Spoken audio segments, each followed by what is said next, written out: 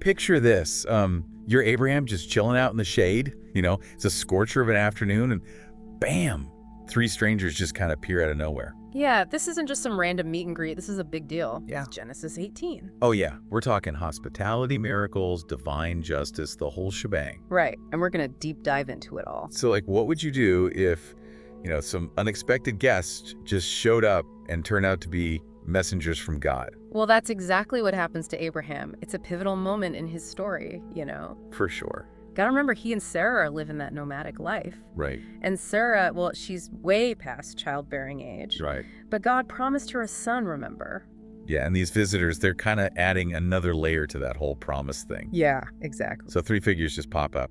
And Abraham, being the awesome host that he is, he rushes to greet them. Oh, totally. Bows down low, offers water for their feet, a place to rest, even promises a whole meal. Right, it's like the ultimate hospitality. It's more than just good manners, though, right? Sure. Oh, yeah. Way more hospitality in their culture. It was like a sacred duty. It showed they understood, shared humanity, respect for the divine. Yeah. Like it was woven into their society, man. It's a big deal. So Abraham goes all out, asks Sarah to bake bread, sends a servant to prep a feast.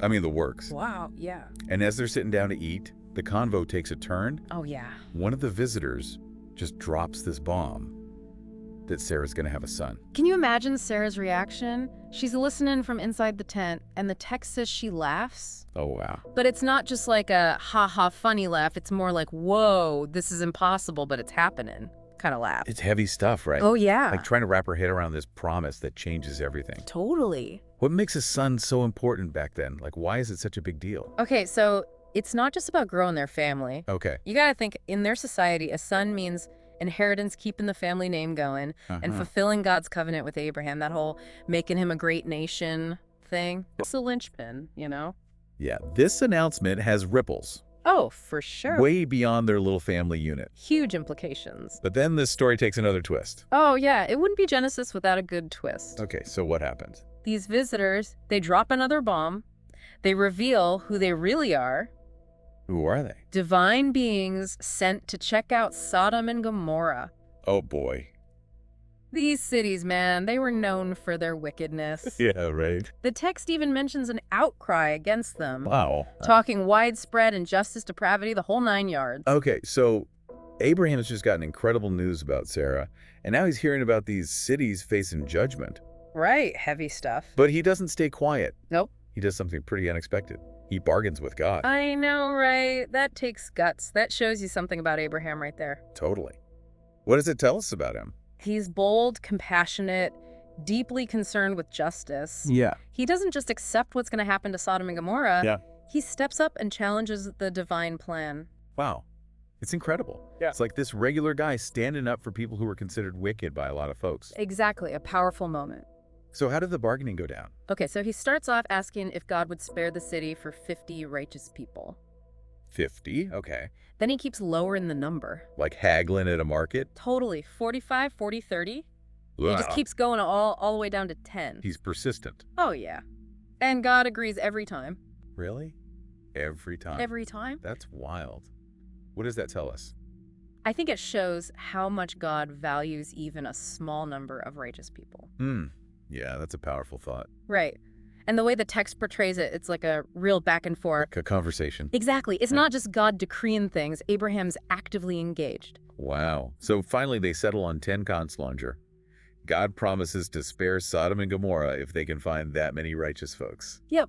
That's the deal. It's intense, right? Like the fate of these cities hinging on this number. Oh, yeah. It's a pivotal moment. You see the power of Abraham's plea. And the potential for mercy even when things look grim. Exactly.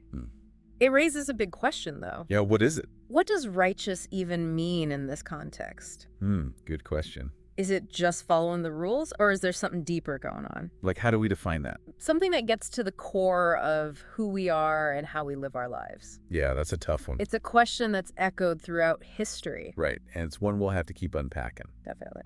So we're left with this big question hanging, right? What does it mean to be righteous in this story? Like, is it just about following the rules to a T, or is there something more to it? Yeah, that's a question that's been debated for centuries. Right. Some folks say it's all about sticking to religious codes, Okay. but others see it as more of a way of life, Okay. embodying compassion, justice, integrity, that kind of thing. Like, it's not just what you do, but who you are at your core. Exactly. It's an inward transformation, not just outward actions. Makes you think about how we're living our own lives, right? Totally. Are we just going through the motions, or are we really trying to live out these qualities? Yeah, our everyday interactions and choices. Yeah, how we treat others, how we engage with the world. Okay, so let's get back to the story for a sec. Here. Our divine visitors, they've got this promise from God, and they're heading towards Sodom and Gomorrah. Right. And Abraham, he heads home. The fate of these cities is hanging in the balance. All dependent on if they can find even 10 righteous people. 10 people. That's all it would take. Seems like a pretty low bar, right? Yeah, but as the story unfolds, we find out they don't make the cut. Nope. Their wickedness is so bad that God decides to intervene. It's a powerful image, fire and brimstone raining down divine judgment. It's intense, right? Oh yeah, a story that's stuck with people throughout history, a warning against unchecked evil and social decay. Makes you think about the consequences of our actions, both individually and as a society. For sure. But even in all this destruction, there's a glimmer of hope.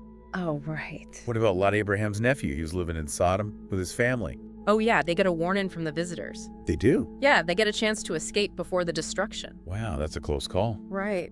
Shows that even in the darkest times, there's still a possibility for redemption, a fresh start. And then there's Sarah. Oh yeah, what about her? Remember that impossible promise of a son? How could we forget? Against all odds, she gives birth. No way! They name him Isaac, which means laughter. Wow, that's beautiful. A reminder of Sarah's reaction to the news. It all comes full circle. It really does. Yeah. It's like proof that nothing is impossible with God. Right?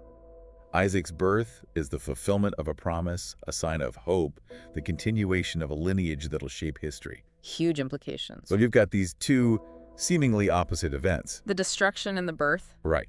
How do we reconcile those? How do they fit together? I think it's about understanding that both stories show how God interacts with humanity. Okay. On one hand, you have the consequences of wickedness, the importance of justice. But on the other hand, you have God's faithfulness to his promises, his willingness to work through people even when it seems impossible. It's complex, right? Oh yeah, it's like a tapestry with all these different threads, the judgment and mercy, destruction and renewal. We're seeing the bigger picture now. Exactly. And these stories, they may be ancient, but they still resonate with us today. They do. They raise questions about good and evil, the choices we make, the power of hope and faith. Those are timeless questions. And they're not just for us to think about from a distance. Right. We're invited to engage with them, to learn from them, and to apply them to our own lives. We're part of this ongoing story. Exactly. That's what makes these narratives so powerful. They challenge us to think critically about our own values, our actions, our role in creating a more just and compassionate world. Not just looking out for ourselves, but for the well-being of our communities and society as a whole. Exactly. We're all interconnected, responsible for one another. So the big question is, how do we take these ancient lessons and apply them today?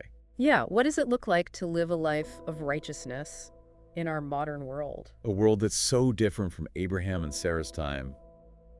It's a challenge, but it's one worth taking on. We've been talking a lot about this idea of righteousness, and I'm thinking, how do we actually live that out today? You know, in a world that's so different from Abraham and Sarah's time. It's a good question for sure. If we think of righteousness as more than just following the rules, but like actually living out justice and compassion and integrity, Yeah. it becomes more like a call to action. Right. A way to deal with all the craziness in the world around us. It's like taking those old principles and making them relevant to us now. Totally. We might not be bargaining with God to save cities, but we can still stand up for what's right. Absolutely. Even in small ways, it makes a difference. So it's not just about being a good person on a personal level, but also working towards something bigger. Yeah, like a shared responsibility for our communities, for society as a whole. Thinking about the bigger picture? Exactly. And remember the destruction of Sodom and Gomorrah. Oh, It's like a warning sign, reminding us that what we do or don't do has consequences. It's not just about us. It affects others. It shows how important it is to create systems that protect people, that promote justice. It's like the story is saying, hey, look beyond your own little bubble. Right? Think about how you're contributing to the world around you. Are you making things better or worse? It's a challenge to step up and be part of the solution. It is, but it's also empowering. And then there's Sarah's story. So, yeah. She laughed when she heard she'd have a son. It seemed impossible. Totally. But it reminds us to never underestimate the power of hope. Right. Even when things look bleak, there's always potential for something new. It's like an invitation to embrace the unexpected. To push our own boundaries. To believe that there's something bigger than us at work, even when we don't understand it. And that brings us to faith. Not just blind faith, right? No, not just blind belief. It's more like a deep trust. Trust that even when we can't see the path, there's something guiding us. It takes courage to step into the unknown, to embrace uncertainty, and to believe that even in dark times, there's always hope. So we've covered a lot in this deep dive into Genesis 18. We have. We've talked about righteous action, about responsibility, about hope and faith. Timeless themes. It's amazing how these ancient stories still speak to us today. They really do. What stands out to you? Like, what's your big takeaway? For me, it's that sense of interconnectedness. Yeah. We're not just individuals floating around. Our actions affect others. They shape the world. It's humbling, and it's a call to action. It is. So we'll leave you with this. How will you embody righteousness in your own life? What will you contribute to the story of humanity? It's a question worth pondering. Thanks for joining us on this deep dive. Yeah, thanks for listening, everyone.